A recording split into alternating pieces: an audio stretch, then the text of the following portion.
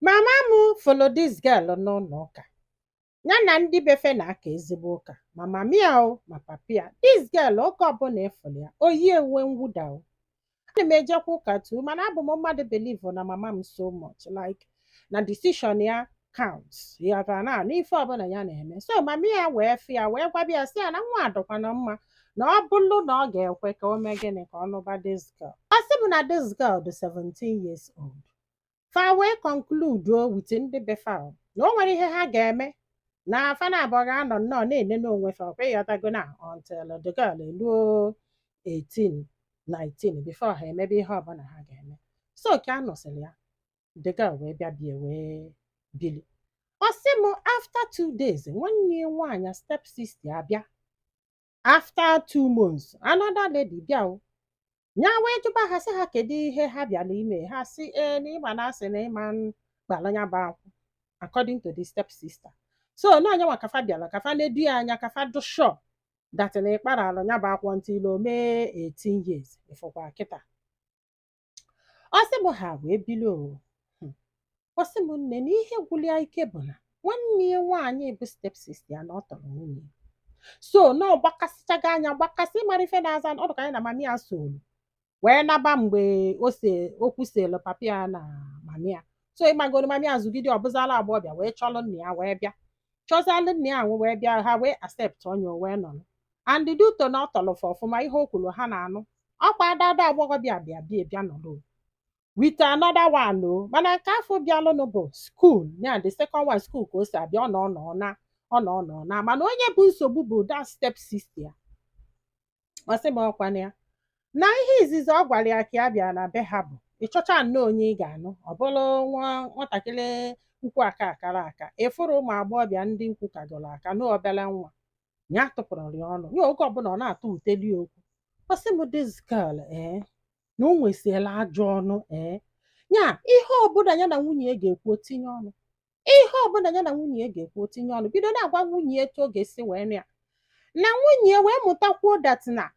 ọnwa ife ọchị egwu ọ ga-agba nnọọ nkịtị falisie n'abịa na chọọ ka fa wọchị ya telivishọn or something ọ patuo datin n'iru doga. Ọ sị mma mana nwunye ga-ekwusi okwu na ya ka ekwuru okwu di ga-ele ekwubego etu esi eme anya wee kpọọ nwunye wee sị ya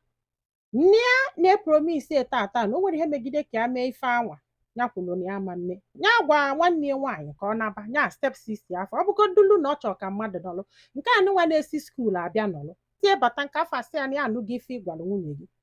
na o nwere ebe a na-eje n'ife ị na-achọpụ ka ịkpala akwa nwa sị gị akpana na o nweke n'ife megide ka ịkpala ya bụ akwụ ya na aka isi anya bịaza na rum bugo ka gị na ya na-abọ biri bikọsi na ọrụ were rum nke o ebe afọ kafa ncha niile na-alalụ ya wee gwa mami ya wee je wee gwa mama dị gị sị na nnekwu ihe na-eme n'ụwa na nwunye nwoke adịrọzi comfortable with this.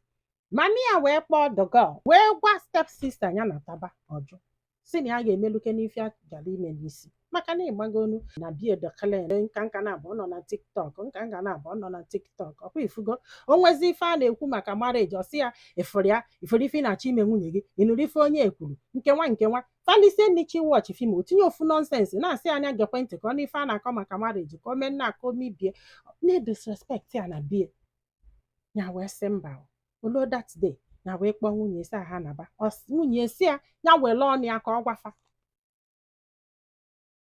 ya wee pụta wee gwafa sị ha naba na ya chọrọzi ma ọ bụ na fa chọrọ ka this marriage hold the lady si na o nwere bịa na-eje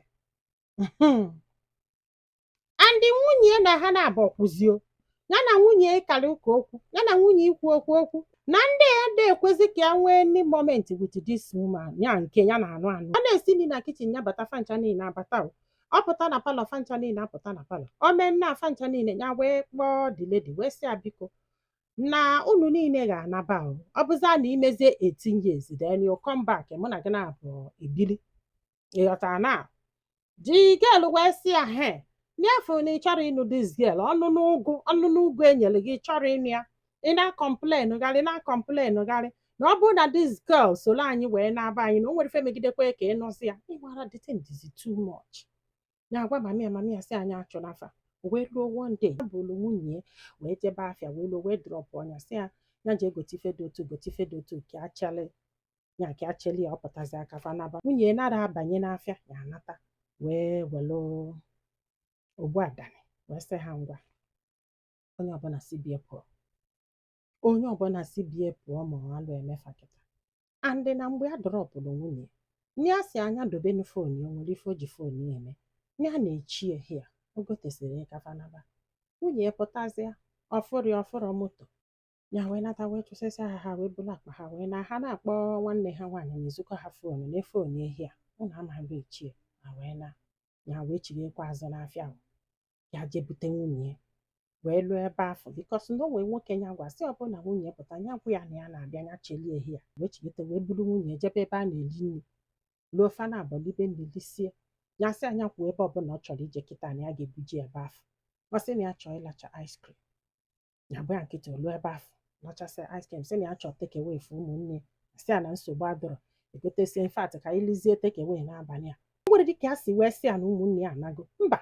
asị bụ ya na nwunye wee jegide wee bata ọfụrọzi ụmụnne ọ na-asị ka eze ebe fajebe ka eze ebe fajebe ịgbagolu na ndị atụpụọla ife na ọ bụrụ ife niile ka faji wee na nọọ apakịla apakịra ya just na so ya wee nyezie nwunye fon mgbe ọ bata na moto mara na fon edo ọf ozugbo ọ na-agbanye efe akpọbịa ya nwa na-akpọ ha wee gwabazi anya ife melụnụ nwunye wee tie ntatie nke wee bata n'ebe a nọ bebe akwa sị ka ifo ji wee chụọ ụmụnne osikwe nke ọpọ nke na ọ bụrụ na ọ laikiri ụmụnne ya na ọ chọrọ ka ya na ya na-abụ nna ya tụpụrụ dịrị ọnụ okwuo n'elu kwuo na na kwuo n'etiti na abụ ya tụpụrụ dịrị ọnụ okwusi eje na rumie n'ọlụ mgbe niile na-ejebe ọlụ jesi ọlụ bata ọ bụrụ na obugola akpa ya na-eji nnọọ nwayọ mechalụ no ọsị m nne na ihe a bụ kịta etimose ife a mere nwunye kpali agbede kpe a n'etiti na abụ mama nwunye jee ebe mami ya gwasa mami ya gwa ya nya sị ya na ya anụgo napụ ịghọtago na dịka bụkwa ezigbo mmadụ kama na ihe a bụ nsogbu ma bịa bịazina disturb ya na-arịa asị anya go for the girl kama olu osi kwuo na fama nsozi wee nata ọsị bụ mana kịta na uche adọzikwudi mana the girl because ka ọ na-akịa nwere efe to think bụ na ndị anụnwa ga-abụ nsogbu dụọlụfa within this small period o nwere ike ọmụtazi nwa fa abịazi abili ebili na ya chọrọ n'alụ one day na-agasa Shoprite na-apụta na nna-ekwe nwanne ya nwaanyị nke step sister ọfịachiba ọchị chịsa ọchị si a na ya gwara gị datịna ọ bụrụ a na fana na-enyosigo ịchọcha onye ị ga-ana ọbụlụ nwa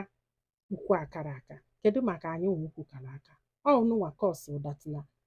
nwaanyị alụrụ 25 years na ya nọzina di anụ ọfịa bịa ka ịnụ ọka mfụ ya wee sị ya mba na ya chọrọzi ọ sị m mami ya na-ayọgharị sị m nne na ya chọzi n'ịgwa m eziokwu na ya chọzi n'uche apụgo na dọga na onwegoli onye ọzọ uche edo ya mana ịmago n'ụmụnne nwaanyị ọ bụrụ na imere ife hapụ ịchaka ya na-esoghị n'ike na-ekwu sọsọ maka na-akarị sọsọ maka mgbe ọbụla mami ya na-akpụ ya wee sị ka amala ife ndị mmadụ lụ na ọ bụrụ na ụlọ kwụsị efu n'ụlọ na mami ya ga-afụ this very video ịghọtara na so nwanne m kedu ife ịlụ ị ga-echighị azụ je kpọchete this girl na dịga bụkwa ezigbo mmadụ ma jụọ ya kama nọ ihe a niile mee nọkịta na ụjọ na-atụ ya bụ na ya kpọ ọtị ya na o nwere ike in future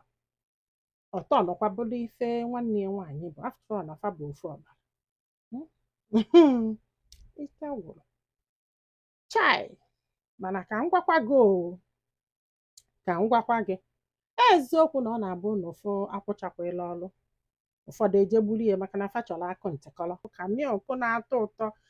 ya dimen won ọ ife kọsịrị ihe a niile eziokwu na ị nwere respect for na ọka nọ under age but gịnị ga-eme gị jedoba nwaanyị 17 years ọ bụgodo na ịlaikere hapụ ọnọlụbe na ya amala ife ghọtanụ marriage n'ite ọnya amala ụdị mmadụ ọ bụ apịghị ya tago nwada against ije nụba nwa 17 years ọ bụgodo na ị nụrụ ya ịhapụ na ya be nna ya na ọ ka na-eto eto ọ iwu na ọ ga-anọbe gị so na ọ bụrụ na ọ ga-aghọgodo agụ in future nwere onye ga-ama na ama nnọọ maka ya ka mama ji wee sị ka ịnụbịa kịta ka ọ ghara ịmụta let me tell you one thing I believe m na nwaanyị ọbụla akụla ịkpa echesighị decide anya n'isi ya nwaanyị ọbụla decide na ọma nye gị peace na your marriage o chezighị decide anya n'isi ya ihe a na-asị na mmadụ na-akpala nwere onye na-eti nri n'ike enwekwelu influences but still because for me what will be yara na mana nwanne ya nwaanyị afọ bụ step sister abụ esu nkwe mana ofu ihe ha amara ọbụla o nwere ike nọ n'ebe afọ na-esho ha na ya lọvụrụ ha, ọ bụrụ nnọọ ka ọ bịa megide ụmụ that woman ịghọtara na ọ na-alụ papi ya n'aka mami ya fanọlụ sef na-alọvụ ya, o nwere ike onwe gị iyi na o nwere onye ga-enwe ezigbote marriage n'ime fafa nọ n'ebe afọ na-eche na-anatago na ọ maala ife na ọ fụrụ fa n'anya, who knows ma na ịka lọvụ dọga ọlụkwa na ise na ịlọvụrọzi ya, ọ bụrụ mama gị ka ị na-anụlọ gị na ya na-abọ gị ebi gwọọ ya afịọcha ma mfụ mma gị nso, ndị afọchara afịọcha na ịfọrọ mama gị nso. Ekenekwe m unu ndị be anyị, daalụnụ, ka ọ dị n'ụbọchị ọzọ.